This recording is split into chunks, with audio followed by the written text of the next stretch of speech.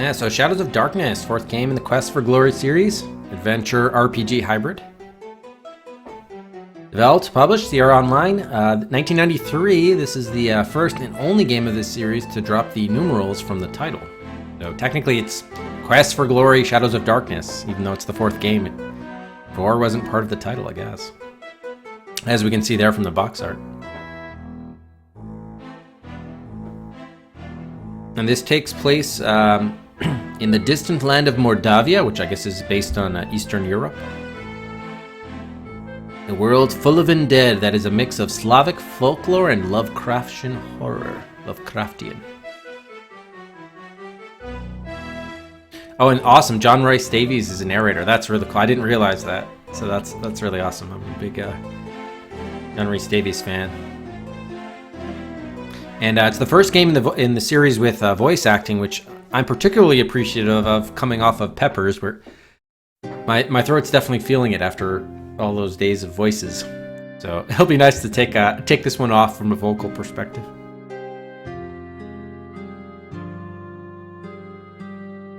Gameplay continued with Quest for Glory 3's graphical point-and-click interface, but also introduced a new combat system, which introduced a sideways perspective of fights and allowed players to check an option to let the computer fight the battles for them. How about that? Yeah. Quest for Glory 4 features darker themes while maintaining the humor of previous games through such methods as incorporating Boris Karloff and Peter Lorre parodies.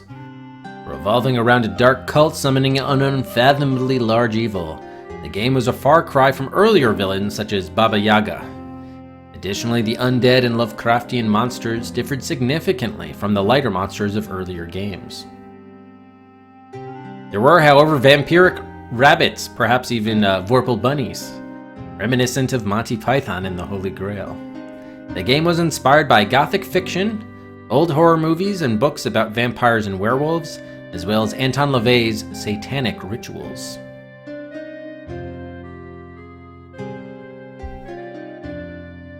Oh, really, Aardvark? So they were planning to number it, but then... Oh yeah, when it was going to be the third in the series, they did have it numbered, that's right. Cool. But then they decided to switch gears and do Wages of War first, right? To make that Quest for Glory 3. Oh, Solitaire, nice. Which edition of Solitaire, Reg, pray tell? The coolest thing about Reg is he plays all sorts of games, all sorts of different genres, different systems, old and new games alike. You never know what Reg is going to be playing at any given time.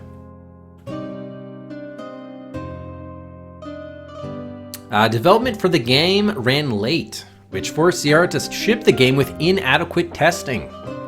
The first version of the game, which appears on floppy disks, is almost unplayable. However, the following year's re-release of the game on CD was much improved because a programmer had had a year to address the problems. The GOG digital re-release, which we're going to be playing, has since resolved many of the remaining bugs.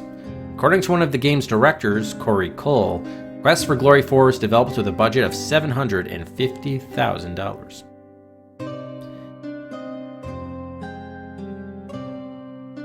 A particularly detailed sequence in the game involved the Gypsy Magda, gathering information about the hero's future and his possible enemies or allies using a deck of tarot cards. The images used for the game were taken from the Russian Tarot of St. Petersburg, a Rider-Waite-Smith clone deck, and the layout used appears to be unique to the game, though it is partially akin to the beginning of a Celtic Cross layout. Developed with SVGA graphics, the CD-ROM version is the first in the series to feature voice actors. Most notable voice actors for the game are John Rhys Davies as the narrator, Jennifer Hale as Katrina, and Bill Farmer as Leshy. Additionally, the game featured a largely original soundtrack by Aubrey Hodges, although it did feature a reprise of the Heroes theme from previous games. And a rendition of Antira's Dance by Edvard Grieg, which played as background music. John Rhys Davies' part took more than 3 weeks to record, causing him to refer to the game as the CD-ROM from hell. It was the first video game in which Jennifer Hale voiced dialogue.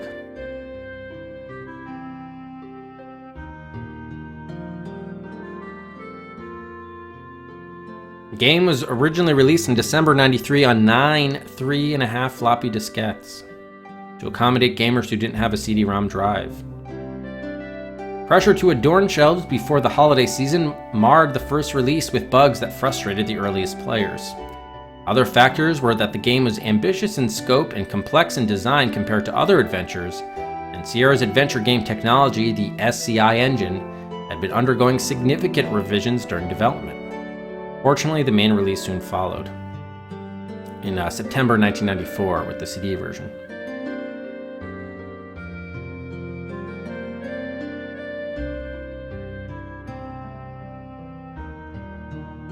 Hey, good evening, Spung, or good afternoon. Yeah, good evening to you. And then we have the reception. Computer Gaming World said in March 94, offering a unique mix of dark mystery and light humor, Shadows of Darkness is another award-winning adventure. The magazine Scorpia in April 94 was less positive. She liked the game's automatic combat option for those like myself who despise arcade action and adventure games, but disliked the weak to obscure puzzles and described the end boss as a letdown. Scorpia especially criticized its bugs, describing the game as perhaps the sloppiest product ever released by Sierra, requiring multiple patches and numerous replays.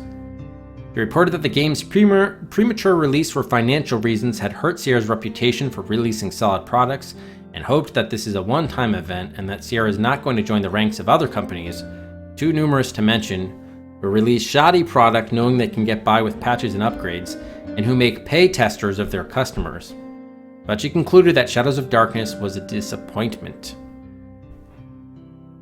Roman Kaiser of Engadget and Ryan Stevens of Game Trailers consider it the best entry of the entire series, however. Michael Baker for RPG Gamer considers the installment a good game worth money even 20 years on, scoring it 4 out of 5 stars. Adam Rosenberg of G4 TV considers it the most elaborate and well-designed entry in the series, and PC Gamer's Richard Cobbett considers the game absolutely wonderful. Alright, let's take a look at the game's entry in the Museum of Computer Adventure Game History.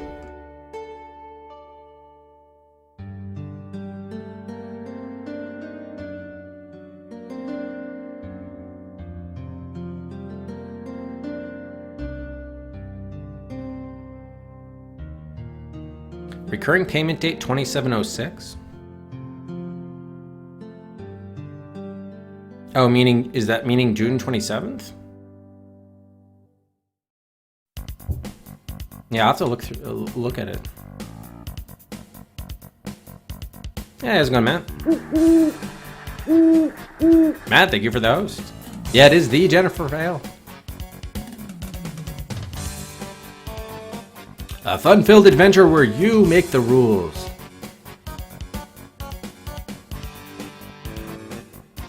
Dark magic has drawn you to Mordavia. Undead creatures walk through the forest by night. Everyone you meet seems strange and uneasy. It's up to you to make friends, influence people, and unravel the mysteries of the Dark One, all before breakfast.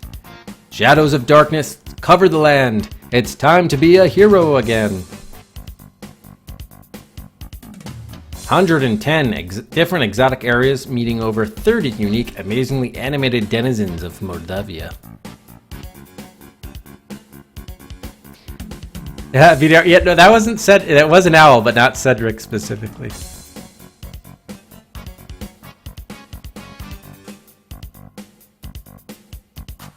Here are 6 of those 9 floppy disks.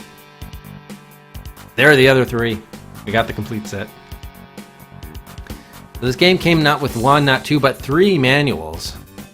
One of them is just like the generic Sierra, here's how to install the game type manual. So we're only going to be looking at the other 2. I know, to be honest, I'm just not, for whatever reason, I'm just not really in the mood to read this one, watch out! Which has all of, like, just kind of, I guess, like the humorous articles. It's the Journal of General Job Adjusting, Hero, Issue 4, 3 crowns. How to improve your career as a hero for hire, the special Halloween issue.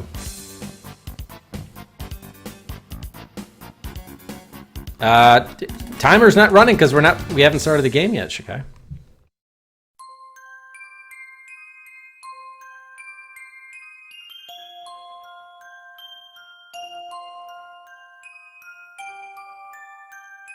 Yeah, that makes sense. Okay, I didn't even know you. So you can buy a subscription for 6 months at a time through Twitch? I had no idea that it was even a thing. Interesting. Okay, yes, that makes sense. So this is the second of the 6 months, which is what the messaging seemed to indicate. So yeah, so that makes sense. So yeah, you wouldn't get all the Cedrics up front for that. You'd get them over time. On the So Hakai, yeah, just make sure. Thank you so much for 6 months. Just make sure on every month that you just make the anniversary announcement or whatever it's called in chat, because that's what triggers the bot to award the Cedrics. And yeah, I should be streaming tomorrow, although I'm gonna be starting in the afternoon as opposed to the morning, most likely. Oh, Aardvark, you did the 6 months too? Neat. Thank you so much. Oh, and Sally, you've never seen this one before. Cart timer is not on because it's not going to be in an hour. It's going to be shorter than that. It's going to be right before we start the game. There'll be another opportunity. Shikai. Hey, hero type dudes and dudettes. Are you ashamed of your puny 46-inch pectorals? Do you have a hard time attracting fat babes or real hunks when you can only bench press 160 pounds? Bummer, man. Don't sweat it, though. Now there's a way you can outbuff the buff and overbear the overbearing. No way, you say? Way! You need Carl Atlas's most excellent bodybuilding, muscle-making, stamina-strengthening, totally awesome Atlas high-thigh stair-stepper and levered leg lifter. For the heroic hunk, check it out, and then party hardy.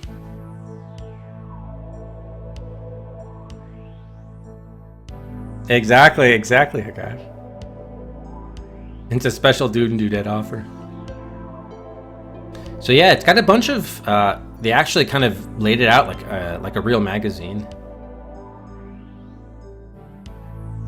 So you have articles and a bunch of other features here. So we're not going to read all of this, especially since it's like not directly relevant to the game. I mean, I guess it's like game universe, but I think there's a section on the monsters. So we'll probably check that one out because we're going to be encountering those in game. Hey, how's it going, Nightcall? So we got the hero as an art form by Fish Crawdad, the greatest hero in the world. Button building for the very buff by Carl Atlas, the aforementioned Carl Atlas. Then we have a column here, Ask Mr. Mannerly. I guess it's like an advice column. Here's someone wrote in a question. Hans Solo. Bothered and bewildered. And we have an interview. Who's who in the wizard's world? An interview with Erasmus and Fenris. Oh yeah, the Quest for Glory wizards, of course.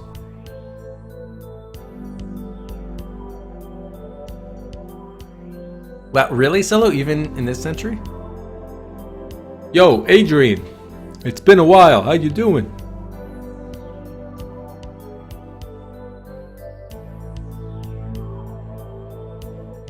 Yeah, we were peppering and now we're going to be questing soon, Biss. Soon.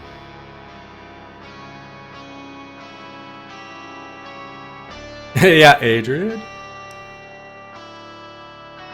Then we have basic a self-help column, basic spellbinding, what's hot and what's not. I guess which is more of a magic one.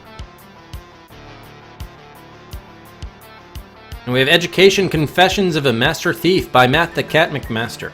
Maybe we should read this one since our character we're going to be importing is a thief. And speaking of, again, without releasing spoilers, but for those who know the game well, what would you say is the best character class to play this game as? Or what's the most interesting playthrough? What there's fighter, magic user, and thief? And then I guess technically paladin. Yeah, it's probably supposed to be Peter Lorre.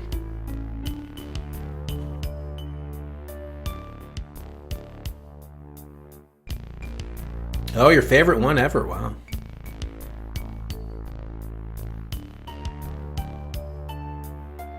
Paladin is the most interesting. Okay. Yeah, I don't think we scored enough points, or no, whether were they honor points? Yeah, I don't think we were able to. We didn't qualify, at least on a blind run, to be Paladin, unfortunately. Materian prefers magic user. Oh, in general. But I was wondering from like a plot puzzle perspective, whether in this game, whether one was the best. I wonder, could Matt McGrath, you know anything about Matt the Cat McMaster? Matt the Cat McGrath and Matt the Cat McMaster. Okay, so you want to be a master thief like me? Yeah, sure. Oh wait, actually, is this Matt the Cat McMaster? If so, I need to be doing a Peter Lorre voice.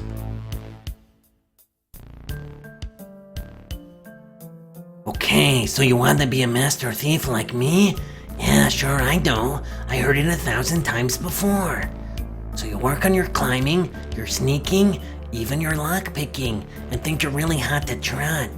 You practice the thief sign until you can do it in your sleep. You got your lockpick kit, and your oil for greasing squeaks, your rope and grapnel for getting up steep walls, and figure you got everything you need. That's what you think. Matthew the Cathy, I love it, Mantis.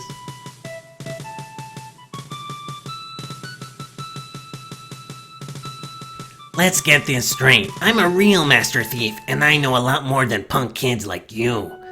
Clean out your ears, sit down, and shut up while I'm talking. First of all, there's your lockpick kit. Actually, wait a minute. How long is this article? Okay, if it's only this page, then we can do it. What's going to happen to you the first time you try to pick a lock that has a trap on it? You're right. Poison traps get the rookie every time. You need to get yourself an Acme Mark II toolkit with the trap disarming tools. It takes some practice to learn how to find and disarm traps without seriously killing yourself. So visit your local Thieves Guild and spend some time trying out their traps first. If you survive, you'll be a better thief for it. Next on the list of things you gotta do well is acrobatics. You never know when a flip and a twirl will save your life. Whether you're trying to cross a burning tightrope or to leap an alley between building tops as you run away from the coppers, acrobatics is something you can't do without. Then there's the thief marks. Those are the things a smart crook uses to communicate with fellow members of his profession, seeing as how most of you can't read. Those are the scratches made in the wall and the floor which warn you to look out for things. If you don't look for them, you won't know what you missed. Finally, there's pickpocketing. Howsoever, seeing as how I could write the whole article on that subject, I'm going to do so. That way I make more money. See? So you're going to have to get the next issue to find out more about that. Don't forget, thieving is not just having a good body and slippery fingers. It takes real brains too. That's why I'm hot and you're not. I use the muscles between my ears for more than holding up my hat. If you know what's good for you, you will too. Yeah, Adrian, we were just reading about that. How it was like a terrible release and filled with bugs and gave Sierra a really bad reputation at the time. So, summing it up, it looks like we gotta do acrobatics and thief marks and poison traps, okay. Signs of Crimes, Thief Marks by Dick the Slick Millhouse. Probably we should actually read this too, since it's thief related. So you got caught and thrown in prison, locked away for the rest of your natural born life. Your only consolation is that no one yet knows that you have brought shame and dishonor to your family, will cause your father to enter an early grave, and then turn somersaults in the tomb for eternity, and set yourself up for your mother to blame all the misfortunes, bad luck, ill weather, sisters not marrying a doctor, brother failing to pass the bar exam sort of problems that are going to happen to your relatives. Don't lose hope. After all, there isn't a prison that some other thief has not done time in. Look around you. See that scratch on the wall? That gate is your key to getting out of here. Assuming, of course, you can figure out what it means. Thief marks are a good thief's way of letting other guys know he was here first. That way he can let others know about dangerous situations or information they should know, and at the same time say, I was here before you, neener, neener, neener. It lets them feel superior while performing a useful service for others. What to look for in a thief mark? Thief marks are usually scratched into the wall, table, floor, ceiling, safe, or whatever, using the point of the dagger. Works of art, they ain't. Still, crude as they are, they can save your life, so don't knock them. There are certain standard conventions to making marks. If it is a symbol in a box, it probably represents something in the room. Numbers imply something needs to be done in a certain order. Things on top of other things imply a relationship between the parts. Lots of blood indicates someone got careless making his mark. If you see some writing on the wall, or the floor or the ceiling, take another look. It could be someone's way of telling you, watch out, schmuck. It does say neener, neener, neener.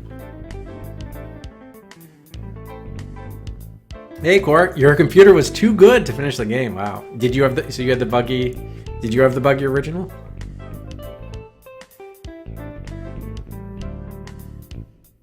We have a pictorial presentation of some typical thief marks. We got something up, down, the Thieves Guild, danger, trap, and look. Interesting that a bomb would be a trap. That's not what I would think of as a pictorial representation of trap. I would think of maybe one of those bear traps with the claw clamps things. You know what I'm talking about? Mordavia Nights by October Derleth, travelogue. Visit the gardens of Arana and see the labs of Dr. Cranium. Was this Dr. Brain? Then we have Religion, Call of Avuzal and the Cult of Amon Talado by P.H. Craftlove. Lovecraft indeed.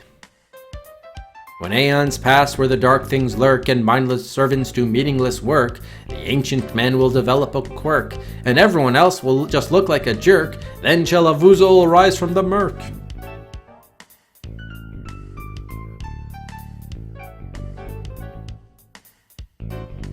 Oh, all their games broken. The Pentiums came out. Ah, damn.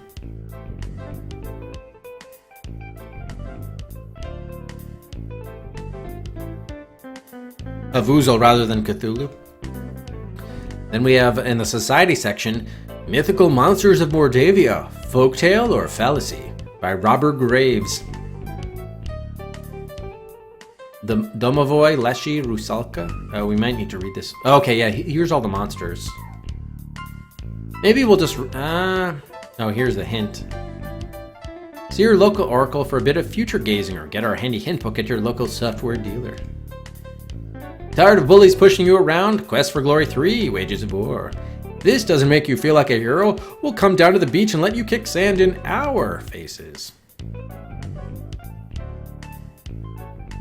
Okay, I'm just going to leave it for this manual here, just in case we want to refer to the monsters. Probably is not a terrible idea.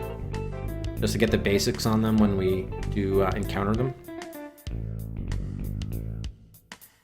All right, and then let's take a look at, this is the technical guide to Shadows of Darkness. One of three manuals. I love how it says, how many manuals? You're probably wondering by now which of the three manuals in your Quest for Glory Shadows of Darkness box is the real one.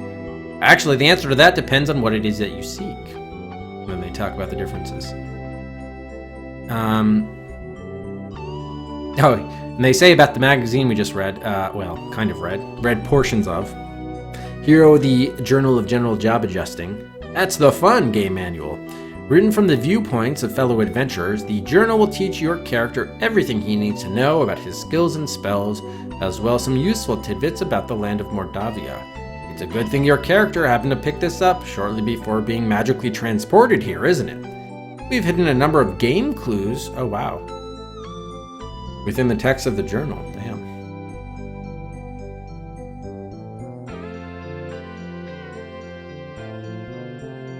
Hey, Serval.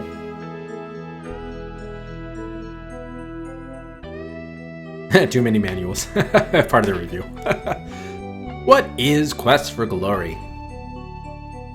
Quest for Glory combines the character development and combat that are typical of fantasy role-playing games with the basic adventure game concept of exploring a world and solving its puzzles. Shadows of Darkness is the fourth Quest for Glory scenario. You call it a scenario? But does not require any previous experience with the series. If you find yourself wanting more after playing Shadows of Darkness, you should be able to find other games in the series at your favorite software retailer. You can also order Quest for Glory games directly from Sierra Online. Had this been 20 years ago. The essence of role-playing is that you must try to think as your character would when faced with a dilemma. In Shadows of Darkness, you can choose from 3 basic character types: the strong fighter, the mysterious magician, or the wily thief. Each has the same goal: to save the land of Mordavia from permanent darkness and to leave the land. Each character will, however, set about accomplishing these goals in a different way. The magician may use spells to overcome some obstacles, but might not survive a pitched battle with a monster. The thief must find a crafty way around a problem that the fighter or magic user can approach directly. Alright, let's just skip ahead to the story this far. Yeah, it's been a while for Sierra. Yep, we got it. This is the GOG release we'll be playing.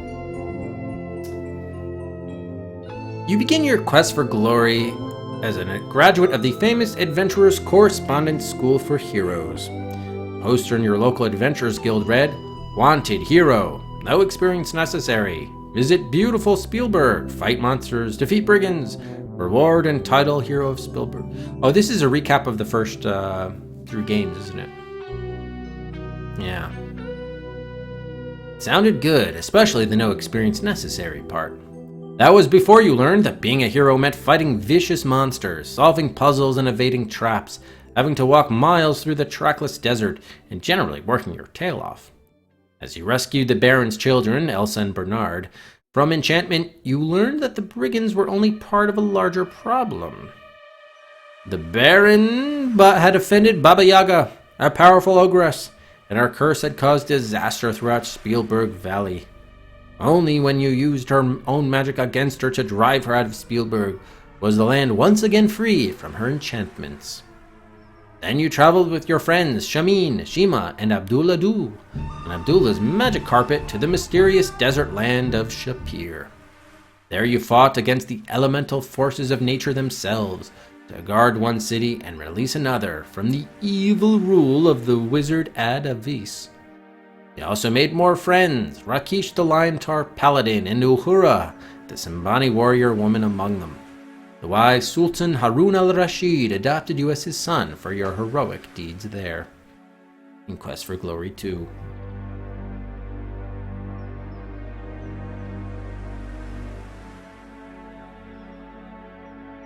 But something went wrong. Although you saw Ad Avis fall to his doom, streaming with flames and calling to his dark master for help, the body was never found. The sorceress Aziza informed you that Ad Avis was certainly dead, but that his magic had somehow survived him. Part of his influence allowed a powerful demon wizard to break through the veil between worlds to attack Rakish and Uhura's homeland of Tarna. Traveling through a magical portal, you accompanied your friends to help stop the demons from bringing more of their kind into our world, and to prevent a demon-incited war between the Liontars, the Simbani, and the Leopard people, who helped shape these events in Quest for Glory 3. Even as your friends and companions were congratulating you after your final battle with the demon wizard and your closing of the world's portal, you were seized by a dark, magical force and wrenched away from the land of Tarna. Stripped of your possessions, you awaken in a dark cave in an unknown land. It is time to become a hero once more. You are no longer a green wannabe adventurer. You are a seasoned adventurer with many skills and talents to help you in your quest for glory. Now it is time for you to become your character and learn to think as he would, reason as he would, and solve problems as he would. You can only be successful if you use your character's own distinct skills, along with your own wits, to confront the challenges that face him in the land of Mordavia. Alright, playing a role. I think this is all pretty standard. Nothing's really changed here from the past. It does say Mordavian currency comes in units of crowns and kopecks. There are 100 kopecks to the crown. Good to know. Hey, Tino. Wait, Tino, you're really playing Snooper Troops? That is hilarious. For the earliest graphic ones, that's neat. How are you finding it so far?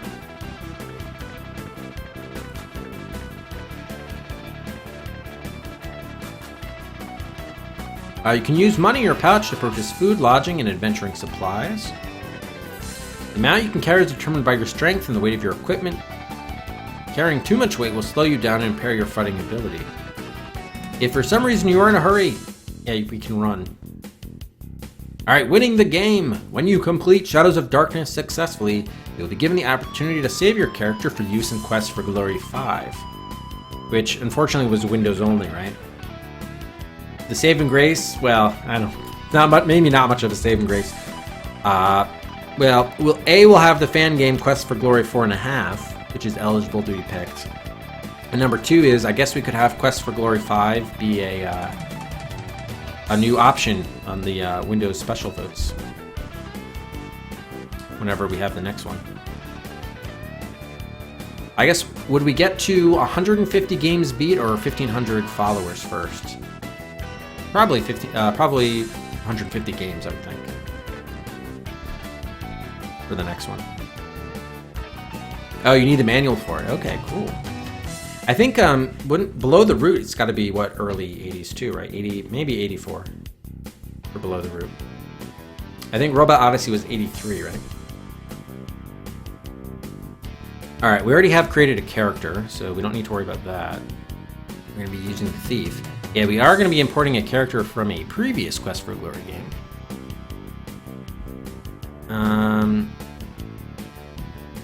Oh, we can switch to another character type. Wow. Staying with the same type is best for role-playing, but you might want to try another character type for a change, or to start with higher ability levels once you've completed the game with the original type. Yeah, I think we'll just stay with Thief. The Paladin is a bonus character type. Okay. Skills and abilities.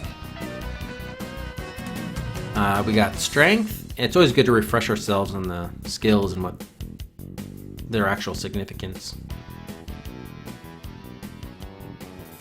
A special DOSBox branch, really? Huh.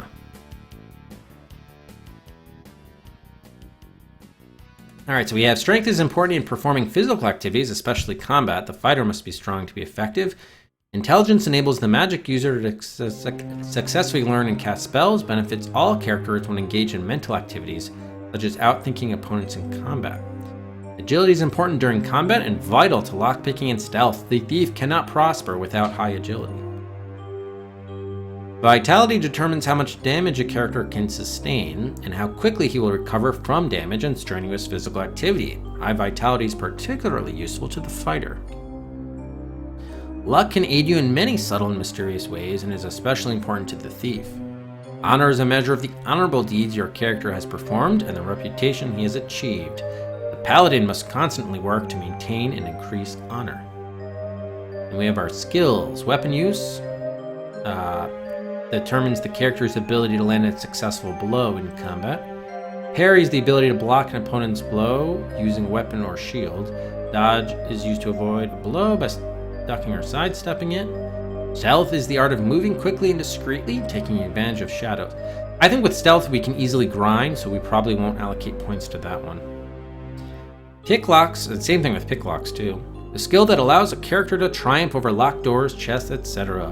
A lockpick or thief's toolkit is necessary to use this skill. Throw determines your character's aptitude for throwing and accurately hitting an object. Climb is the skill that allows a character to scale difficult surfaces. Acrobatics is the skill used, primarily by thieves, to jump large gaps without special equipment and to launch devastating flying attacks in combat. Oh, that must be new, huh? I don't remember that one. Magic is the basic skill required to learn and cast magic spells. The higher the magic skill, the more mana points are available to the character. The more effectively he can use the spells. Each character also possesses attributes that are set automatically based on certain skills and abilities. Health points. Stamina points. And mana points.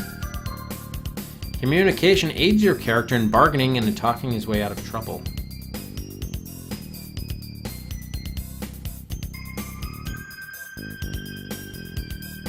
Oh yeah, I have heard of Heroine's Quest. I think that's well regarded, right?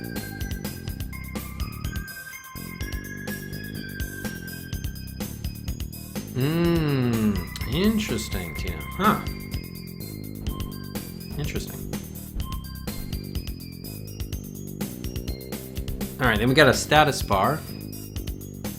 And the icon bar.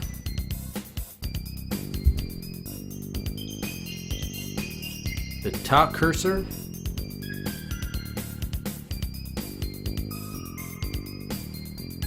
People you meet often have different things to say if you talk to them at different times.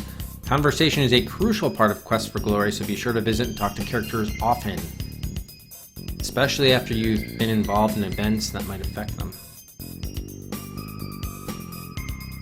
Alright, then we have special actions. Run causes your hero to run quickly. Look out for that Necrotar. Sneak causes your hero to move stealthily and quietly. Jump causes them to take a mighty acrobatic leap if you were skilled at acrobatics.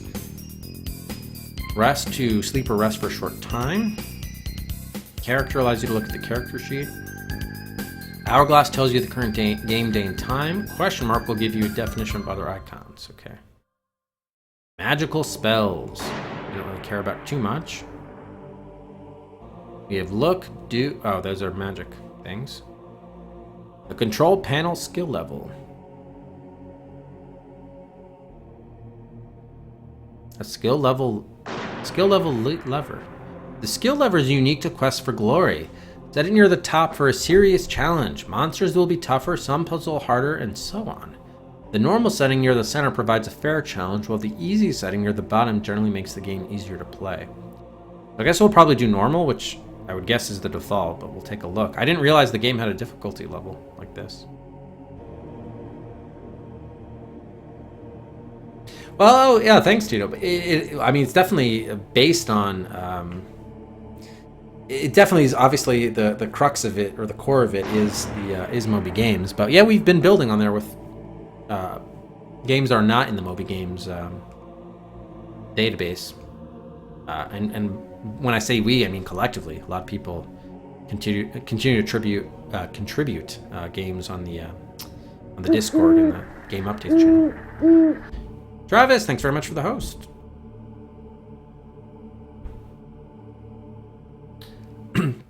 Combat is most affected. Okay. On medium level, the computer will assist you with defensive maneuvers whenever you are not taking action. Okay. Saving and restoring automatic saves. They have automatic saves? Yeah. At many especially dangerous moments in the game, Shadows of Darkness will automatically create a saved game position for you. It'll always be named automatic save. Well, that's neat.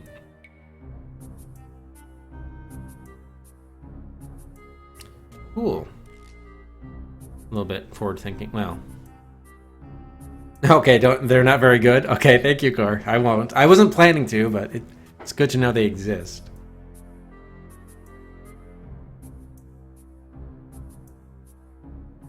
But I play an adventure game that's only available in a foreign language. I mean, I do have a tab that includes a bunch of foreign language, I shouldn't say foreign, non-English language adventure games that I'm not playing simply because I might be able to like pull off some base, like not a Spanish text adventure, but if it were like, I could probably do like a Spanish graphic adventure game I might be able to make do with, but generally speaking, no, just because, again, I'd be floundering.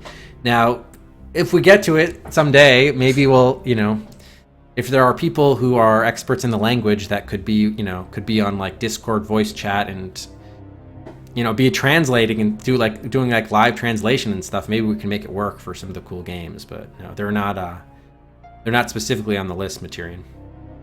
Yeah, so no go. I mean, some of the like Soltis just got on the list. And in fact, I think Dr. Bartek picked it because it used to be a Polish, well, it still is a Polish adventure game, but it recently got an English translation. So all of a sudden we can now play it. Que pasa, pero? I want to see Que pasa, Nang? Was that the name of it? The PS2 game. I keep on trying to get Gabo to play that one. But anyway, there are, if anyone's interested on the not playing tab of the document, there are a lot of foreign language games there. If anyone knows if English translations exist for any of those, let me know and we can add them to the master list. Yeah, a fan translated game Nightcall would work. I mean, if it's, if all they're doing is just translating the text, yeah, absolutely, that would absolutely work. Yeah, live translation probably would be crazy. I did see TMR do that. I think it was for Banana Prince, which might have been in French. There was one PAL game he played for NES Mania, and he had someone that was translating. I mean, obviously I think it was like a platformer, so there are only a few occasions when he really needed like translating of, I don't know, signs he had to read or something. All right, what are we talking about? Storing extra equipment. Should you find Oh, he can store it in a storage chest in his room in the Hotel Mordavia. If we picked up a heavy item that we won't need until later. Okay, that's good to know. Even too much money can load your hero down and impair his fighting and running away ability. If there are more than 18 different objects in the chest, you can use the scroll bar to see more items. Okay. Can you translate it in the game though, Tyrion? I mean, you could do it like, like a live translation, but I don't know if, are you able to actually change in game? Yeah, here, let's actually bring up the list since we're talking about it.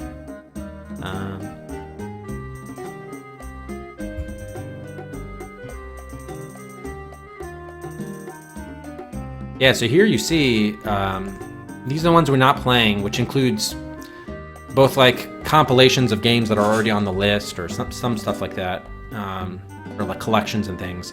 But most of the games here you can see, if you just search this for the language that you're interested in, you can see all the games that, if an English version of them did exist, whether it was a official or fan translation, I would definitely add and play. So just to use your example, Materia, in Dutch, we have early game from '82, Dracula Avantur, Ferrao from 2000, Red Cat 1 and 2, 94, 95. Yeah, so it looks like there are 4 Dutch games, Dutch games here on the list. Yeah. Banana Prince is Japanese. Oh, hey, Candy. Oh, it was also German. Okay, it was German. That's what I was thinking. I think it was I think maybe the game was released in PAL territory in Germany. That's why TMR was playing it, because I guess he was doing all of the NTSC and PAL territory games. Yeah, I know. Germany was generally a big fan of adventure games, so there definitely are a lot of German titles here. Of course, here we just see a bunch of Spanish titles, but that's because we're starting with L. But yeah, if you just scroll up and down this list, you can see a lot of German titles, fair amount of Czech ones as well, I would say. I have a few scattered Japanese in there, probably more like visual novels, I'm guessing. Even a Korean game here. A few French in there mixed in, and Polish, Russian, we see. Yeah, definitely a lot of Spanish. This looks messed up. I'm guessing that's Spanish. I don't know why it says enter there. Look, even a game in Esperanto. How about that? Anyone know Esperanto? And more French games. Look, here's a Swedish game, Lone Wolf. I think there were a couple Italians on the list as well. Finish. Zillow, let us know about Mumit Pilosila. Have a game here in Slovak too. Mutation of JB.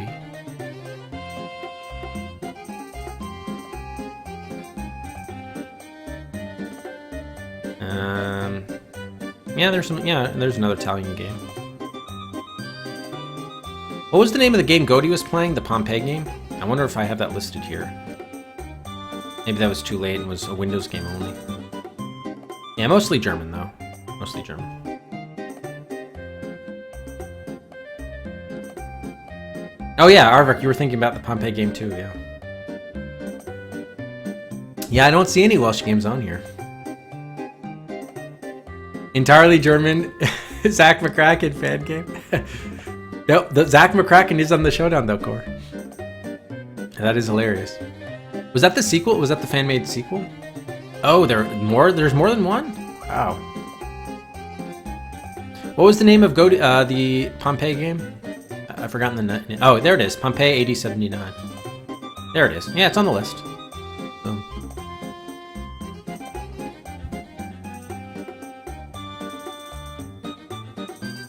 Anyway, if any of you happen to see anything that you think there's a way we could play it, let me know.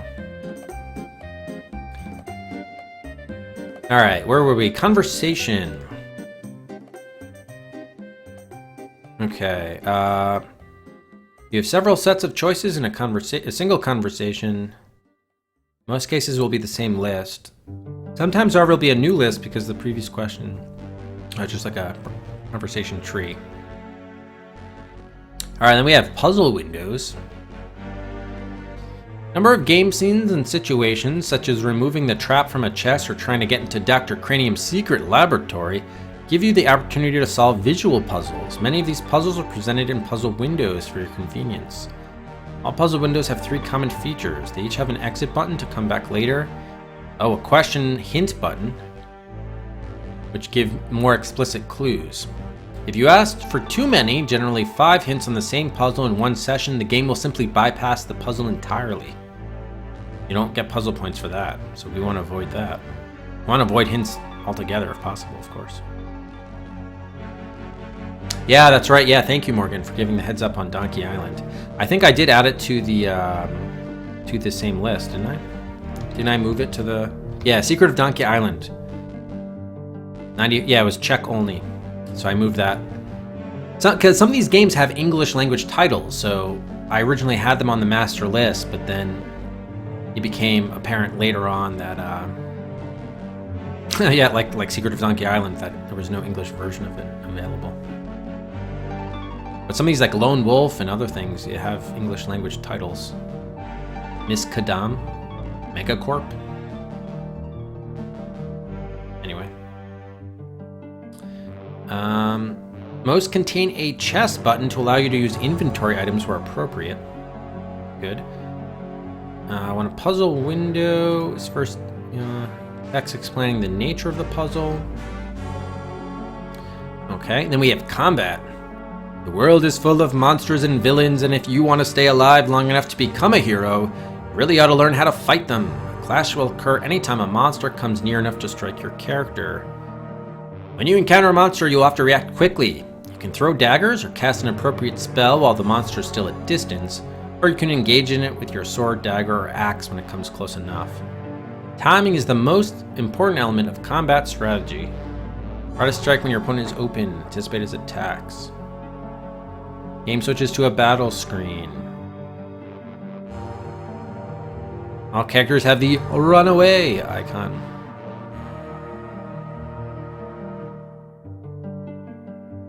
To attack, click on their body or click the right mouse button anywhere. Anywhere? Hold the mouse button for a second or two before releasing it to make a stronger, fiercer attack. Excuse me. Click the button quickly for a faster but lighter thrusting or slashing attack. That's interesting. There's an English translation of the original mainframe version of Stugan, but not the DOS version. You know what you get? If it's the same game, in cases like that, if it's basically the same game, but there's an English version of it on a different platform, I'm happy to play the other platform, because you know, as long as it more or less the same, I'm happy to do that. So yeah, we can move Stugan over to the master list to make that eligible to be picked.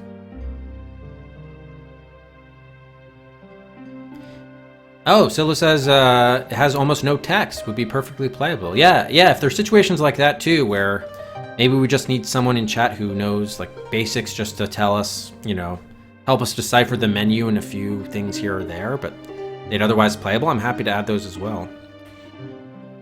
So I'll just make those notes of that right now.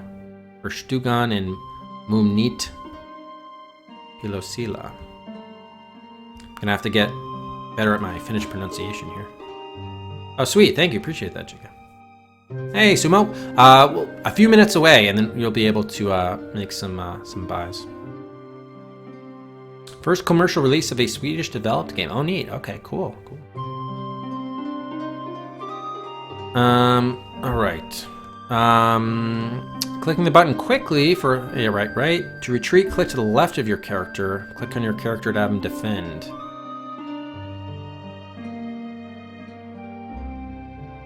If they know the acrobatics skill, launch an acrobatics attack by clicking above the monster. This attack is very hard to defend against and does a lot of damage, but takes some time. Okay, magic we don't care about so much with our thief. Many battles can be avoided. It might be wise at times to do so. Howdy, Ed. It's one of the best ways for an aspiring hero to practice and improve his skills. I want to try to at least defeat and combat at least one type of every monster. Even though I know we didn't do a ton of fighting in QFG 3. Always search the body of your opponent. Right, stamina and health points, skill level settings, etc. Alright, using thief skills. Okay, this could be important. Cow class. Thieves and other characters have certain specialized skills. These include picking locks, disarming traps, reading thief marks, and sneaking. To pick a lock, your character must have some skill. Click the appropriate tool on the door, chest, or safe to attempt to pick the lock. The Thieves' Toolkit works best. Your character should try to find one as soon as he can. Do we not start off with one? I thought we might start off with one. Alright, let's try to find Thief Lockpit. Or Toolkit, they call it. You can also attempt to pick a lock once your character is appropriately equipped. By just using your hand to pick lock. Many chests and safes are equipped with fiendish traps to catch unwary burglars. There isn't much your character can do about them until he requires the Thieves' Toolkit and studies a book on disarming traps that you'll find in the Thieves Guild. Okay. So we should study book regarding disarming traps in Thieves Guild.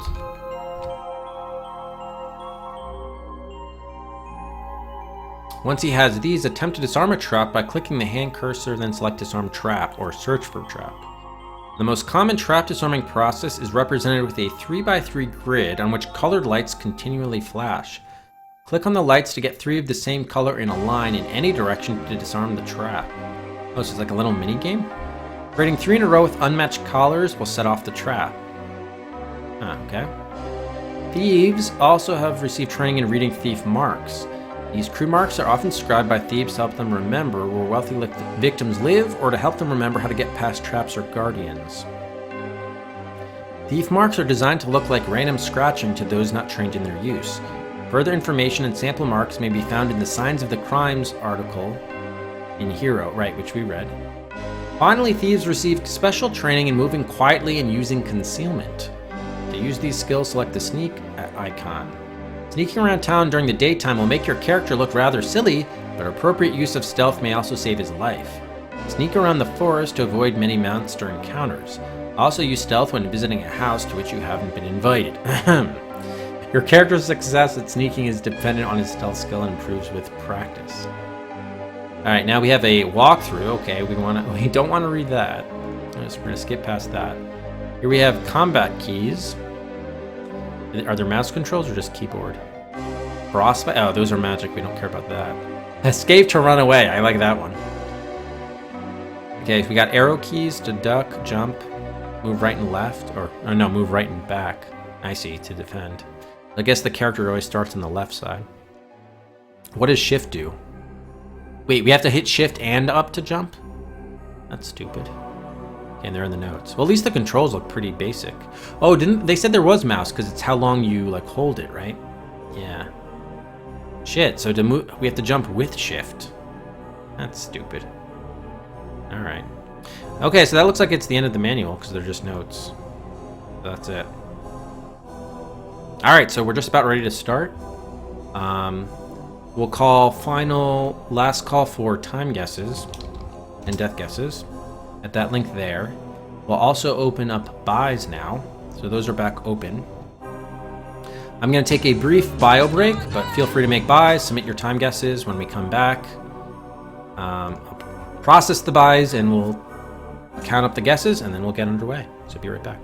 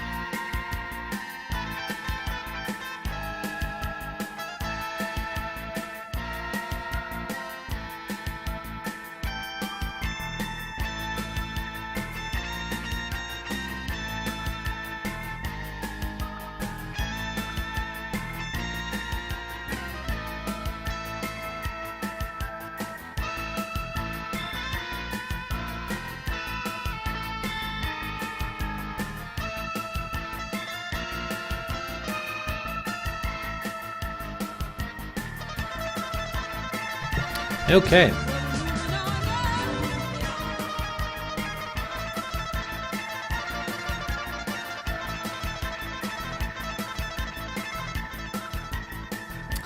Where are we picking up here from?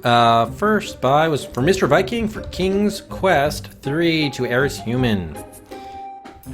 Moves out of Chronomaster, a Poisonous Seed, and Dark Seed 2 itself. To the top of the raffle queue. Thank you, Mr. Viking. Then we have from Hakive 3 for Varicella. Moves out of Spider and Web, Jack the Ripper, and Weird Island. To V62. From Duriel 3 for King's Quest 3. Okay, so another. We got 3 Poisonous Kings. Team Viking Duriel continue their onslaught. They successfully got Quest for Glory 4 played, and now they're working on King's Quest 3. Dohaku 1 for Dragon Sphere. Moves ahead of Realms of the Haunting to V16. Nullifies Megabytes earlier slot buy. And then Aardvark 2 for City 2000.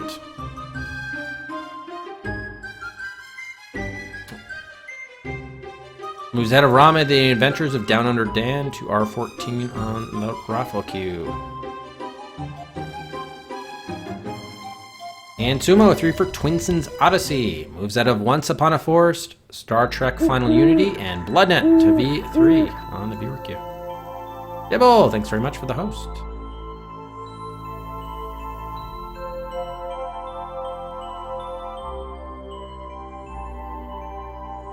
And Silo, 3 for Are You Afraid of the Dark? The Tale of Orpheus' Curse. Moves out of Once Upon a Forest, Star Trek Final Unity, and Bloodnet to V4.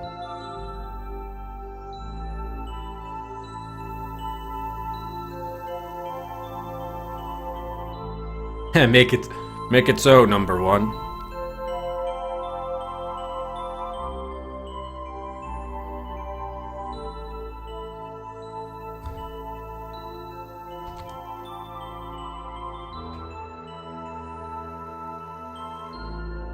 Yeah, well, everyone but Annoy Sumo is a fan of Twinson's Odyssey, so he's moving that up, as is his right, even though. But it seems like most people, I guess, do most people not like it either? Or, I mean, I can understand why. Obviously, I'm powerless to stop it, but I'm surprised everyone else is trying to is anti-Twinson. If anything, I thought you guys would enjoy seeing me suffer a little bit here. All right, what am I looking for? Oh, Shadows of Darkness. Yeah, Dibble, you have about like 20 seconds right now, so go ahead, fill it out very quickly. I'm about to freeze the death guesses. Oh, Syl is opposed to it because he disagrees with Moby Games. He doesn't think it's an adventure game. Yeah, there's probably a difference between a game that is both action and adventure and a game that's called, like, the modern, there's a modern game genre now, an action adventure game. Probably there's a difference between those. An action adventure game isn't necessarily an adventure game, right? I don't know.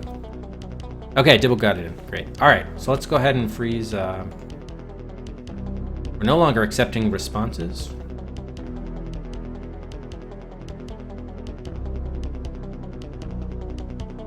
I hope you boost PQ4. Well, some people have, like Moth.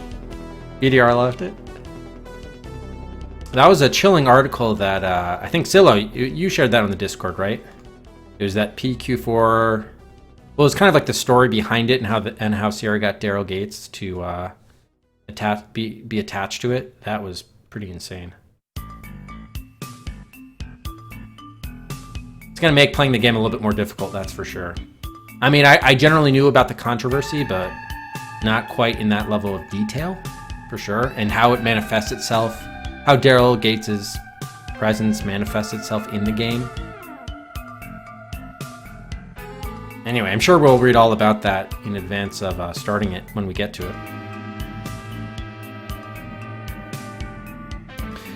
All right, we got everyone in there. Change this to time.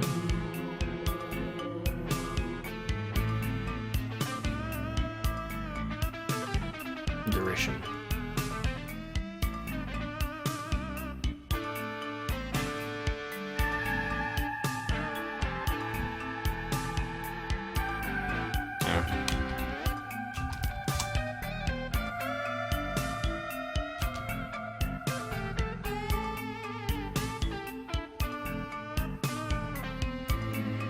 There we go.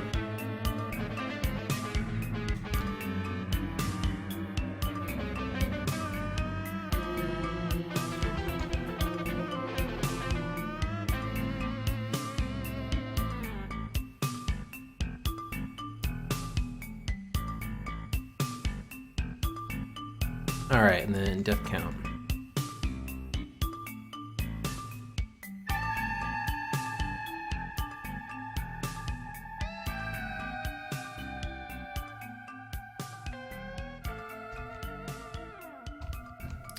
Okay, so let's take a look at the time and death guesses that were submitted.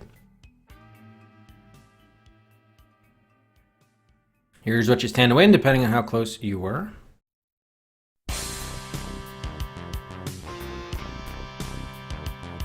Oh yeah, Jerry, you read that?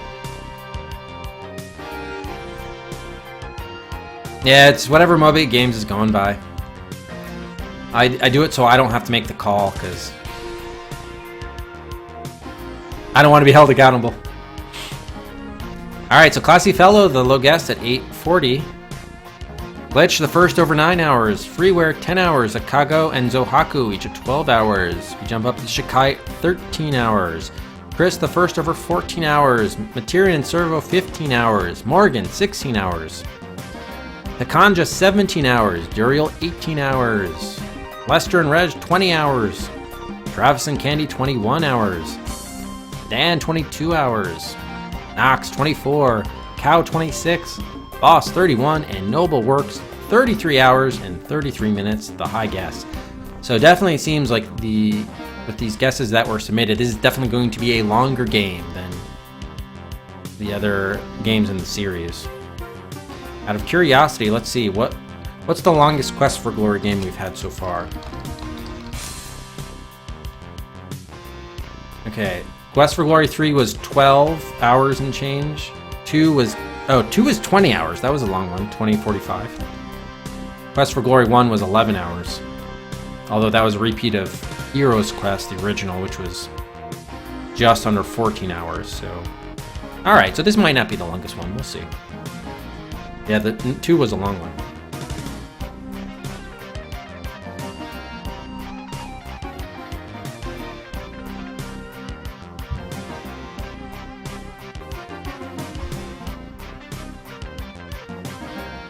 What is it, Twinson? Alright, let's turn off buys. Alright, we're going to be playing this for like half an hour, so it's probably not even... I'm not even going to have the cart timer on, because there's no point. Oh, we didn't look at deaths. Sorry. Death guesses. Candy the low death guess at 10. Dibble and Lester at 20. Reware and Moth, Materian, Morgan all at 30 deaths. Glitch at 40. Servo at 50.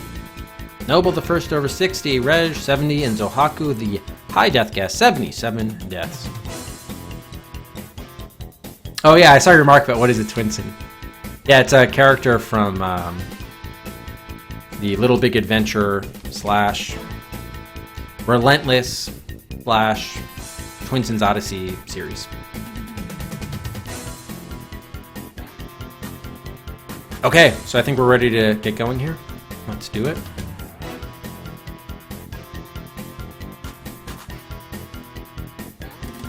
Let's get ready for game number 120 from Mr. Viking. Quest for Glory, Shadows of Darkness.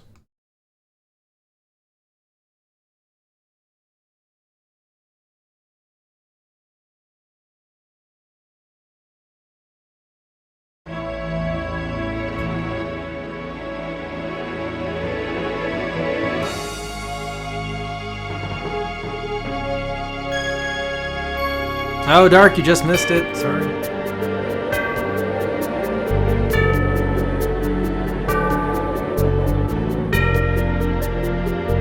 Yay, pudding.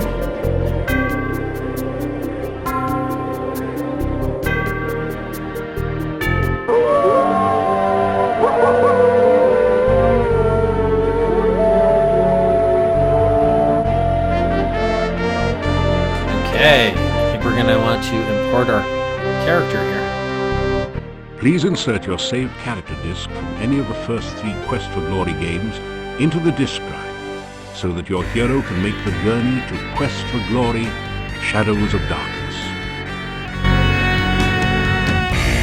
Wow, I really lowered the volume, but it's still quite high. Your character has been successfully imported. Welcome to Shadows of Darkness.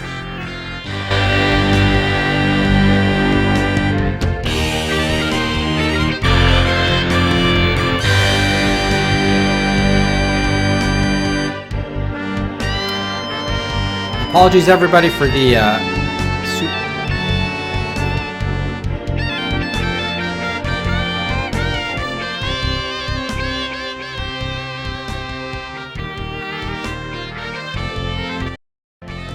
Okay, that's as low as I can make the volume. There we go. Oh, use the mixer too. Okay, I was just using the native volume mixer to Windows.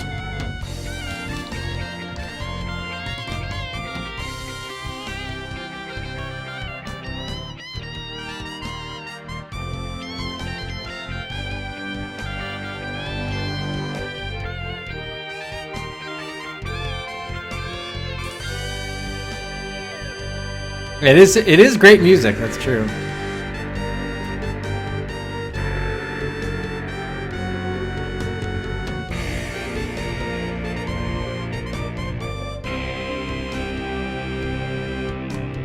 All right, this isn't too bad. Is this okay, guys? It's not too loud, I hope. Let me know. And by the way, they said John Rhys Davies. Oh, gets quieter. Okay, that's good, Dirk.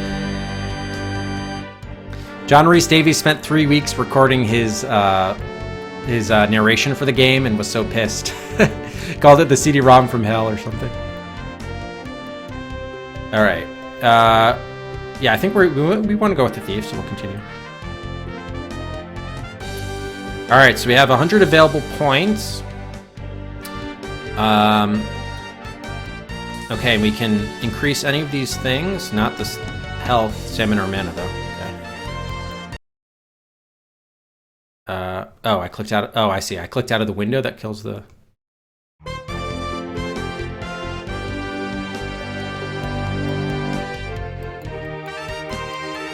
Hope I didn't change something there. Okay, there's a lot of narration.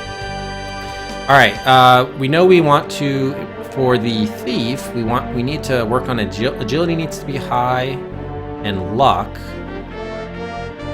I'm not going to worry so much about stealth and pick locks because we can grind those.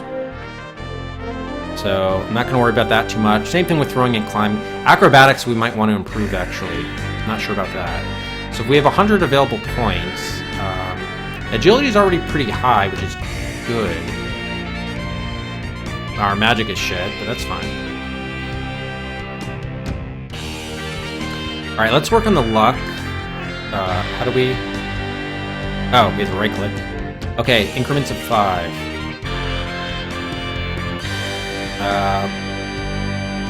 Let's do 225. So I'll do 25 points for luck. Agility, let's get up to 313. So that gives us 40 more points to play with. Again, I don't...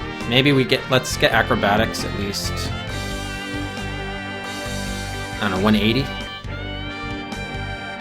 I'm not worried about it being that high because everyone's starting off with it low because you're coming from...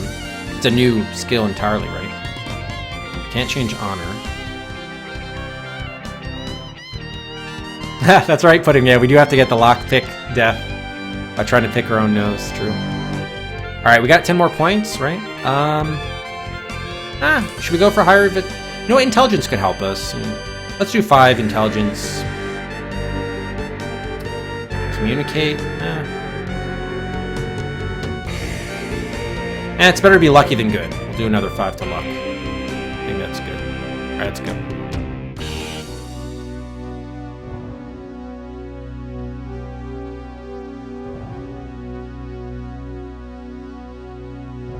You awaken from nightmares of flying and falling. You find yourself in this strange place, the only illumination, an eerie green glow. You've lost your weapons and the contents of your backpack somewhere during the journey. All you have are the clothes and armor on your back. This leaves you with 4 burning questions. Where are you? How did you get here? Who brought you here? And how in blazes can you get out of here? Great question. No, make that 5 burning questions. What city did your luggage end up in this time? I would also posit that the answer to the question how we got here probably would also answer who brought us here. Okay, yeah, okay. Thank you, Pudding. Yeah, I'm gonna be relying on chat to let me know if we end up in that kind of situation. All right, let's just get acclimated. Here we have walk, look, take or touch. I have no idea what this thing is. This I think is the action. Yeah. Man, Couldn't they have made these a little bit colors? They're a little bit tough to see at first glance, but okay. This is the spells, I think. I think those are spells. Okay, we do have some money. The simple money pouch contains all the money you have with you. 1 crown, total weight 1. And we have leather armor weighing 2100 quarks. Okay. Leather armor provides you some protection against enemy attacks, helps keep you warm on these cool autumn evenings, and generally makes a modern fashion statement. It's not gothic enough. Well, just increase the contrast here. That's all. That's all I'm asking for. Is that too much to ask? All right. I think the detail we can crank up, right? We can afford to do that. Okay, volume. I see. We can lower the volume there a little bit to compensate. That'll make things a little bit better. It's not too loud.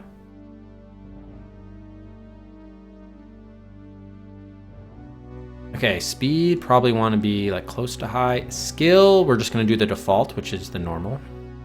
What is arcade? Strategy? Anyone know the difference between arcade and strategy? Did strategy just take out the arcade, the action sequences, or what? Oh, really? Oh. We have text. Okay, we definitely want text on. Auto save, why not? Could help us. Audio, well, audio we want on definitely. John Rhys Davies, you kidding me? All right, let's do a start. And we said the game had 500 points. Where's the points? I didn't see the points here. Where are our points? Strategy first? Strategy lets you set sliders to auto do battles. Oh. Why try strategy first, then? Oh, just so we get a feel of the combat is what you're saying, Zilla? Oh, our point should be here, right? Our score? Wait. What is this? Oh, here. This is the question mark is for. Oh, that's our acrobatic skill. Time of day. Skills and abilities, that's what I want. Just annoying that it takes so many clicks to get there just to see the score.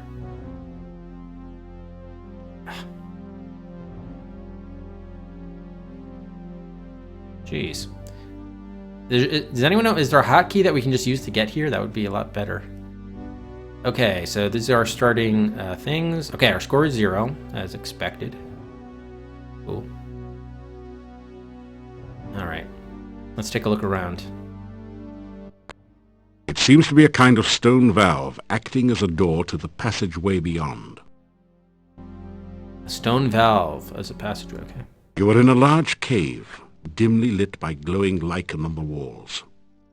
Strange, irregular outcroppings of stone grow from the ground, looking like the skeleton of some enormous beast. Here and there, petrified human bodies seem to grow half in, half out of the floor and walls. Okay. You are in a large... You are in a... You want to see if anything is not a large cave? Oh, something over here. This is some kind of altar to the Dark One. The top is covered with sand. Torch holders flank the altar to provide light for nameless rites and unspeakable rituals. Interesting, okay. Yeah, that makes sense, so yeah, we'll go with strategy here. Okay. So we don't really have anything for that yet. Want to try picking this up? You take the torch. Oh, there was a torch here? Okay, cool. I didn't see there was a torch, but thank you. Is there any sound effect to let us know when we've scored a point? Probably not. Magical torch. You light and extinguish this torch in the usual way, but it's obviously magical since it never seems to burn down. Well, that's good. Once we can get it lit, of course. The good news is we can see already. Wait, I didn't want to go here. Lay. What does this thing do? Oh, that's eat? Why do we have, like, vampire fangs? No one seems to be listening. Oh, it's talk. It looks ridiculous, though.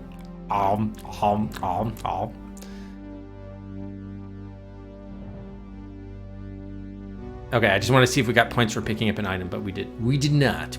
All right, let's see if we can mess with this thing.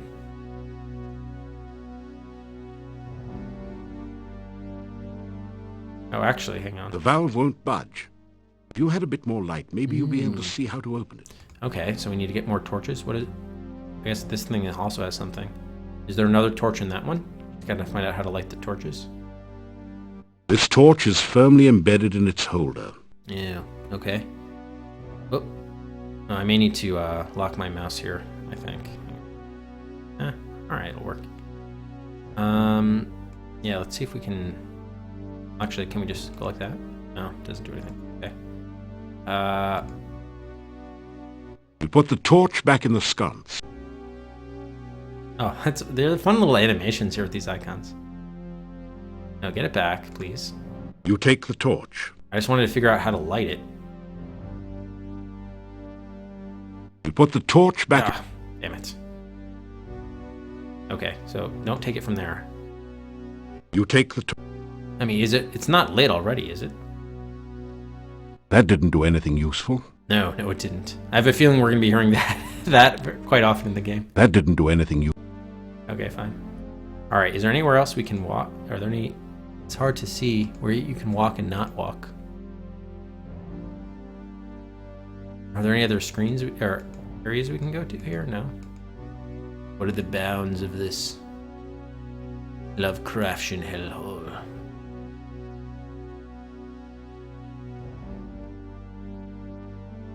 That doesn't work. Okay.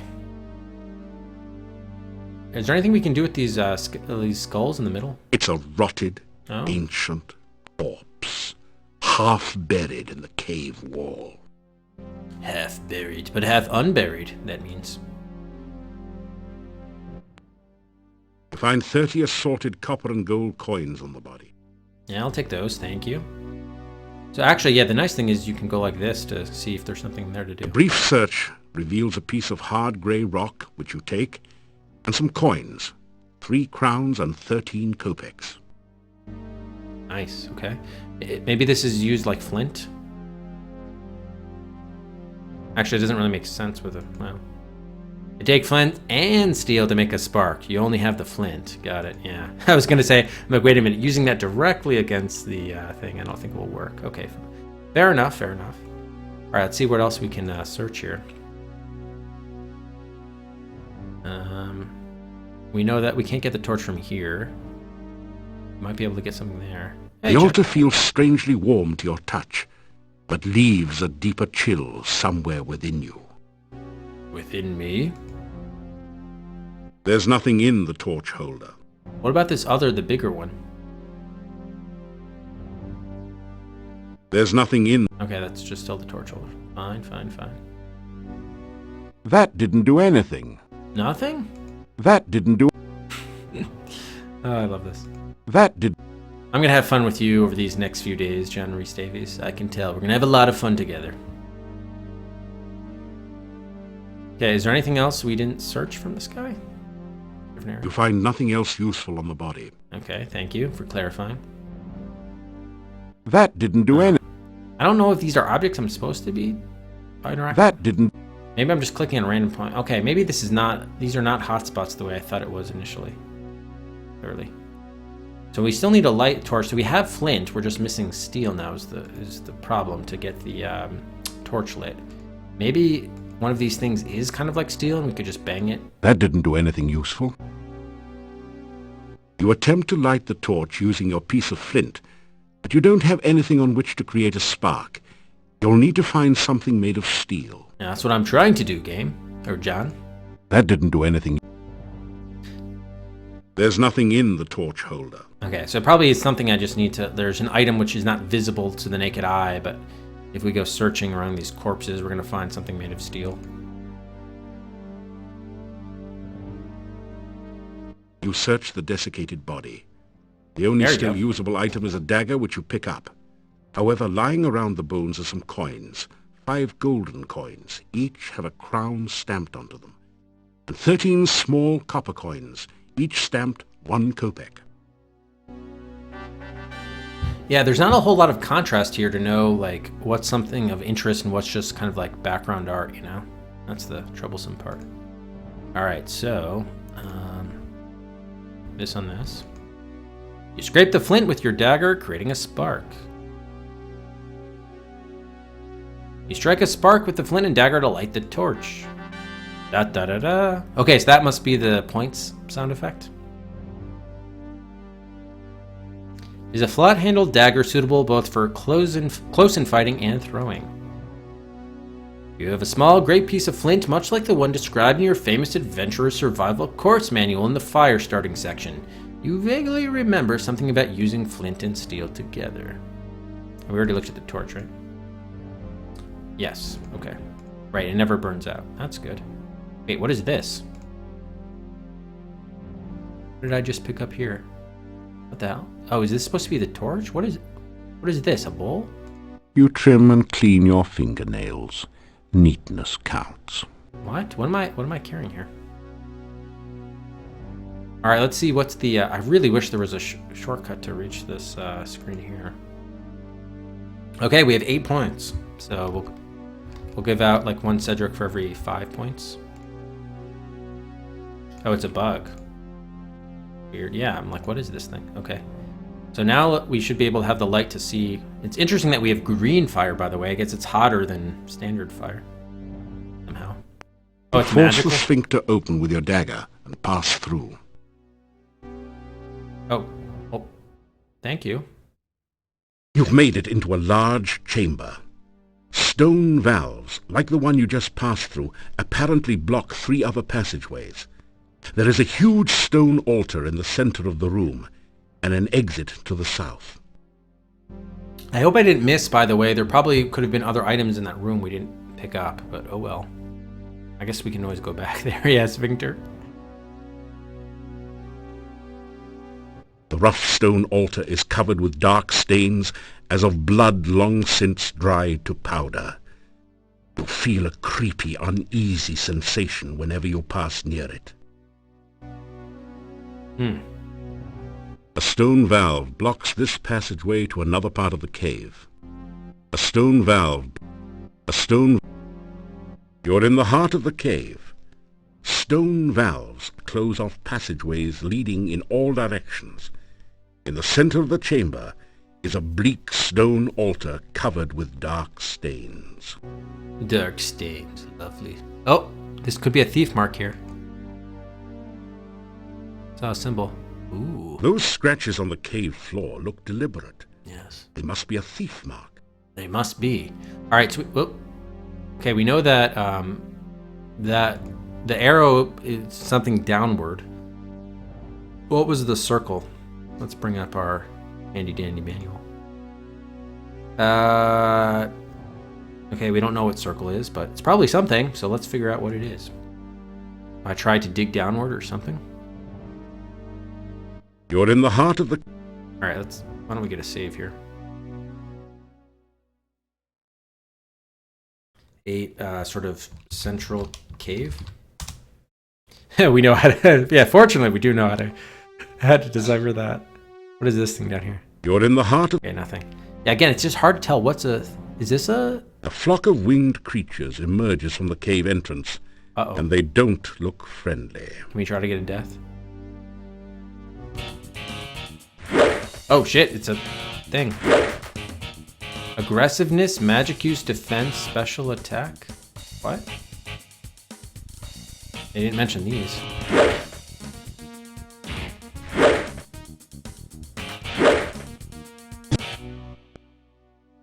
In a bitter battle, you were better than Sorry, the John. batters.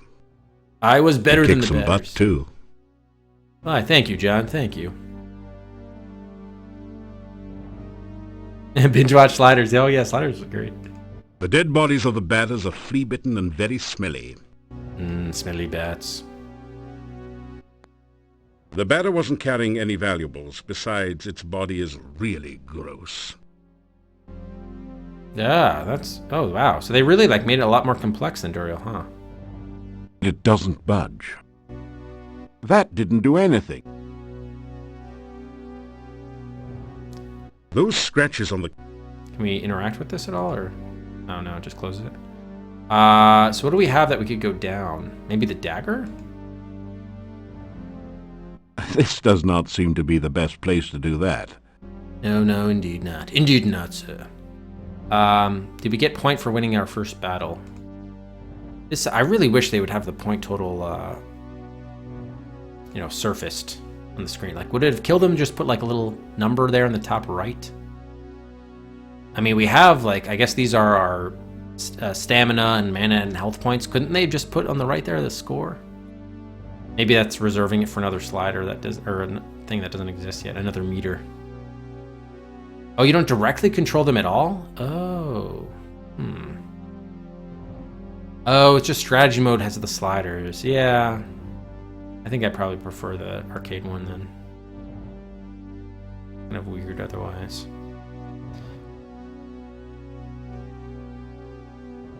Let me Those just... scratches on the... What else do we have? Yeah, probably this is the best bet, but this would just scratch more. This does not seem... All right, we'll just do a to-do item that we have to investigate area below central chamber, I guess. All right, let's see if we can get into one of these other openings. Try as you might, the stone valve will not open. Perhaps this isn't the right time. Perhaps not. Let's try the others. Try as you might. Try as you might. Okay, what about this one? What about this thing? The altar feels strangely warm to your touch, but leaves a deeper chill somewhere within you. Actually, we opened the other ones with the dagger. This is not a good place to practice throwing. Oh, okay. So I guess we don't have to do that. The altar remains unmarked. Okay, are we able to walk south here? Is this an area to walk? Yes, it is. Jeez. Glad I thought of that. Okay, let's take a look around here. A deep pit fills most of this hallway. A rope bridge spans the narrowest stretch of the chasm. What are these little plants? The strong wind in this cave is blowing the plants towards a passage on the left side of the chasm. Such cave drafts commonly indicate an exit of some sort. A heavy rope bridge spans the deep chasm. Okay, so this could be a death. Let's see if we can get it.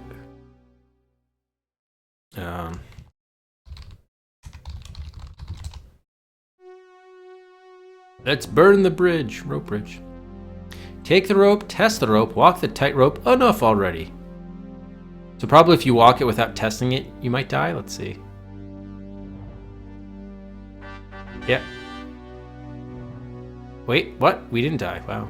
Just took stamina. You just barely made it across the pit. Interesting. I tried to die and I failed. I guess that took a lot of our stamina, but makes sense. Oh, and we got points because it gave us that da-da-da-da. Oh, wow. A bunch of points there. 23. Okay. Double figures.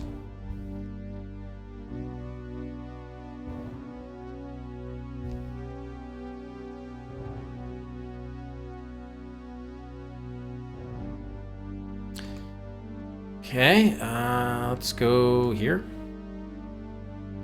I probably should take the rope, but...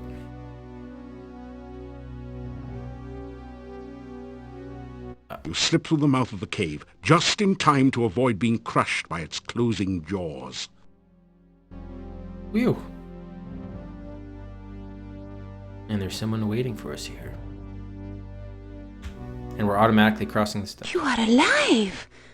Only one person has ever walked away from there before. That's it? We got out? How did you get here? Oh, there are so many questions I want to ask you, but I have to get home quickly. It is so dangerous out at night in Mordavia. The town is due north of here. Be careful, there are many bad things wandering around. Good luck! Oh, by the way, my name is Katrina. I hope we meet again sometime. Farewell. Farewell, Katrina. Okay.